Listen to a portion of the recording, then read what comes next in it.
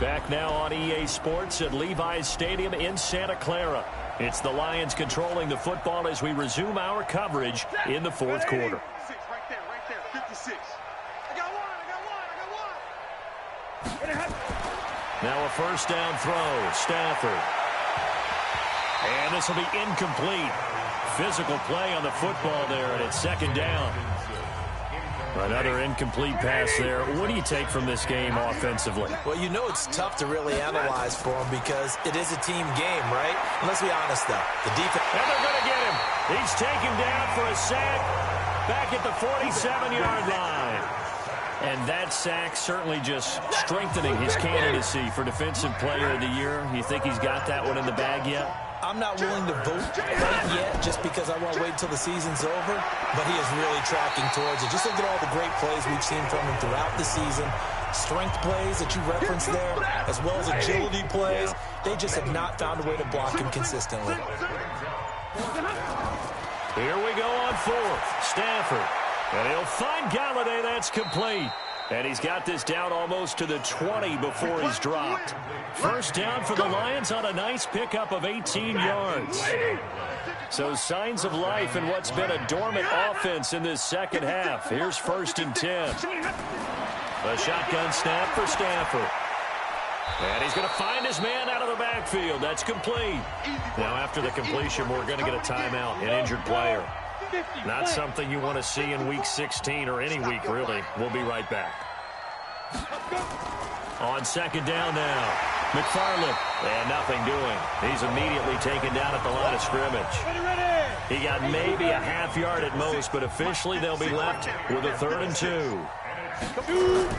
And here comes throw number 1 for the backup QB. Well, we just saw a great example of what we talked about with his coach prior to the game. He's definitely one of the better linebackers at reading a play and flowing to make the stop before it turns into something big. So they've been in the red zone 3 times, and it's yielded just 3 points. Can they find the end zone here on 2nd and goal?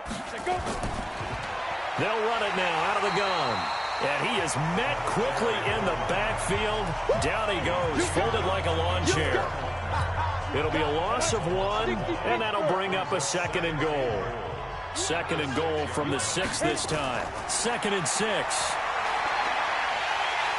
Nowhere to escape, and he goes down. Chris Jones in there to get him, and that is now sack number 18 on the season for him. So 2 plays with only Jets sweep on 3rd and long. And that one covered beautifully. Their defenders stayed home, and they'll stop him behind the line. That'll make it 4th down after a loss of 1. A critical one here if they're going to have any shot at this thing. So they'll go for it on 4th down. Looking to throw. Eason. And this is going to be incomplete. They can't hook up here on the 4th down pass attempt, and the 49ers are going to get the football back. So a tough pill to swallow there. A would-be touchdown pass in and out of his hands on 4th. Sometimes it just comes down to execution, doesn't it? Because we're always questioning, should they go for... Through an opening, and there he goes. 20, 10, touchdown, 49ers. Matt Breida with touchdown number 27. That ties Priest Holmes for the 3rd most in a single year. And the Niners are able to stretch their lead. And he certainly played a pivotal role with those 2 TDs and why they're up on the scoreboard right now. Well, someone's all about winning, aren't they? Because he's not worried about the number. Sure, it's great to have 2 touchdowns. But the bottom line is what he's doing is contributing to their lead. He wants to continue to do so.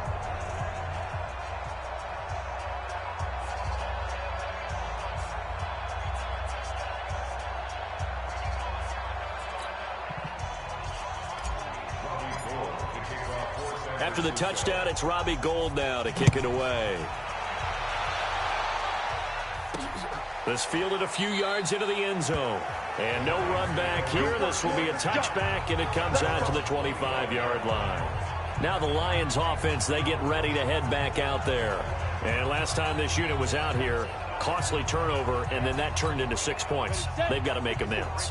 And how many times have we sat in meetings with coaches and they use the term complementary football? Offense take care of the defense, defense take care of the offense.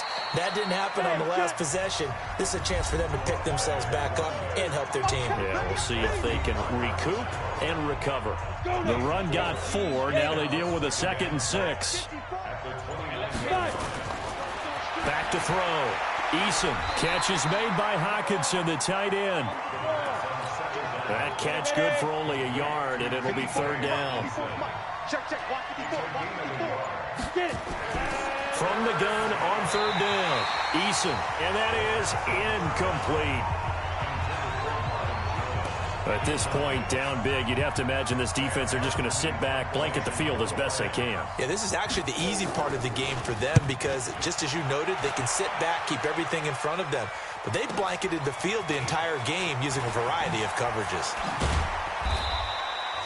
Give them 11 yards that time on the return. And out will come the offense as they take over. Matt Breed in the offense heading back out. So after that hot start, the numbers here show the decline. What has the defense done adjustment-wise? Sometimes when you have a running back who's gotten off to a hot start, you've got to catch him before he really gets going. So you change what you do across the defensive front. Instead of the linebackers being back a few yards, you bring them up closer. It's what we call mugging the line of scrimmage, taking away a lot of blocking angles and gaps, and maybe stopping him before he can get going. Mugging the line of scrimmage, okay. Yeah, in this case. And he's able to get this one down to the 40-yard line. 15 for the Niners there and a 1st down. Back-to-back good plays have them on the move on 1st down. Now a give to Breida. 10 yards on the pickup there, and it'll be 2nd down. Another good run there for a guy who, remember, on Wednesday was named NFC Offensive Player of the Week for what he did a week ago. Yeah, and you know it takes some solid runs and some extra special runs in order to win that type of an award. I think he's locked in and wants to get it done a 2nd time. 9 yards to pick up there, and it's a 1st down. They're making it look easy out there. Another 1st down. So far on this drive, let me do this little bit of math here. 4 plays, 3 1st downs. That's pretty good ref. Old school fundamentals, doesn't it? Want to impose their will on the defense. What's that, 5 straight runs? Yeah, 5 straight carries to start this drive. And like you said, the way it's working, they may just stick with it. And maybe a measure of revenge there. He's had his way in this one, but this time they get him behind the line. Coming up to the line, and they will need to run another play here before the 2-minute warning. Now back to throw. And that is incomplete. You get a tight end like this, and you know he's used to dishing out punishment, but here, he's one that has to absorb the contact, and as a result, unable to hold on to the football. The kick by Gold is good. And they're well on their way now as the lead grows even larger. So it's 3 more points, and that widens this thing out even further here in the 4th. And you know in this league, you can never have enough points, but this widens it out, as you said, and now it's all about ball control, isn't it? This fielded a few yards into the end zone. And no run back here. This will be a touchback, and it comes out to the 25-yard line. The Lions offense ready to kick off their next drive. These guys had to punt their last possession, and that's become too familiar of a refrain. Too many of these drives just wound up going nowhere. But you know how in baseball, when the pitcher gets a base hit and he's on base, they bring his jacket out to him to keep him warm? A lot of times the punter goes to the sideline, puts on sweatpants or a wrap over his leg to keep it warm. He might need a massage from the trainer right now from all the work he's getting. Looking to throw. Eason. Oh, it's a screen pass. That's complete. And he'll be out of bounds after getting this one across the 40. 6 yards was the pickup on the last completion, so here's 2nd and 4. 2nd and 4. And that's off the mark, incomplete. See, I'm not quite sure how to judge that one. Maybe he didn't have enough legs underneath him. Mechanics might have been off. Maybe some fatigue. That one came up short. Yeah, 4th quarter. Maybe you do start to watch as the arm there, the leg's still there. This has been a tough game. And he gets this to the other side of midfield across the 45 before going out. It's a gain of 14 and a 1st down for Detroit. So signs of life in what's been a dormant offense in this 2nd half. Here's 1st and 10. There's a ball thrown right side and complete. And brought down down, but not before they're inside the 25. On first down, Eason. And he's got his favorite target yet again. It's complete. And he gets it inside the 10 to the 9. 15 more there, and they're on a roll. It's another first down. Operating from the gun. Eason, open man, he's got him, the tight end Hawkinson. And he's going to be brought down just shy of the 5 at the 6. 3 yards is the gain that time, 2nd and goal. The 6-yard line, the line of scrimmage on 2nd and goal. Back to throw. Eason, pass incomplete. They tried to make something happen, but that one came up incomplete and really wasn't a good-looking throw. Yeah, maybe even go as far as to call that a little ill-advised. Yeah, I would say so. I think that's the right phrase. And this is caught. Well, they get one back. Picking up the late touchdown here, but still down big. A nice throw there by the second-year quarterback. And I don't believe that was the kind of play he would have made as a rookie, because usually your rookie season is a continuation of your college days. A lot of one read, and if you don't have it, you just take off and go. Now he's settled in the pocket a little bit more, reading the field and getting to his second and sometimes third progression. That was a nice play.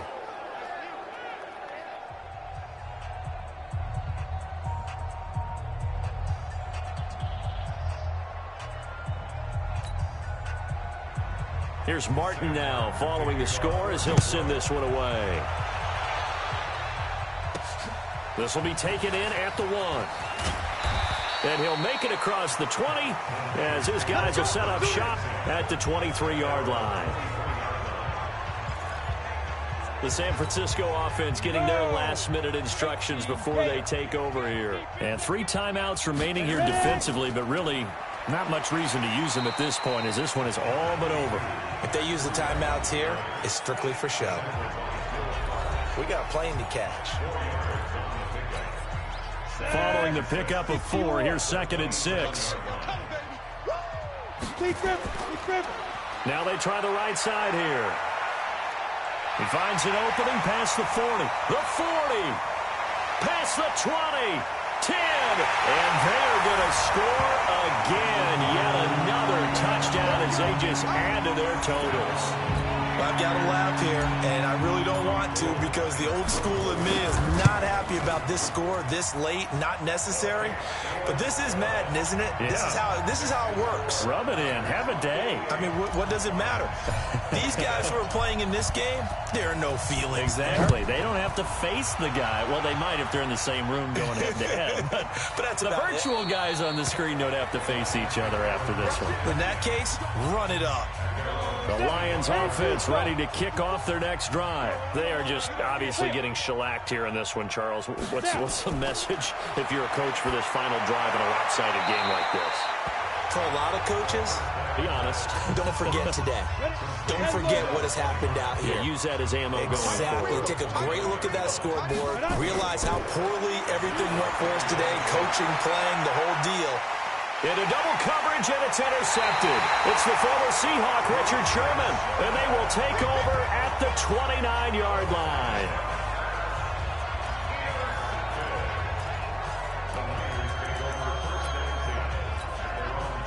The San Francisco offense ready to start their next drive. And this game comfortably in hand. The scoreboard speaks for itself, but you still got your starting quarterback out there. When do you go to the backup? Let him get some time. And that's one of the great questions in the NFL, Brandon, because I'm just going to tell you, in the 2015 season, I commentated on 3 games in a row that were blowouts. And in none of them did the starting quarterback ever come out of the game for the team that had a big lead. And in each instance, I asked the coaches later on, why didn't you do that? And they all looked at me and said, just don't really do that in the NFL. You know, these guys play, and we just play them all the way through. Now, in certain situations, they will take them out, but for the most part, they're not as worried and concerned about getting them out of the game. And that's always puzzled me a little bit. So that'll do it for us. For my partner, Charles Davis, and all the hard-working men and women on our crew, I'm Brandon Gaudin. You've been watching the NFL right here on EA Sports. The 49ers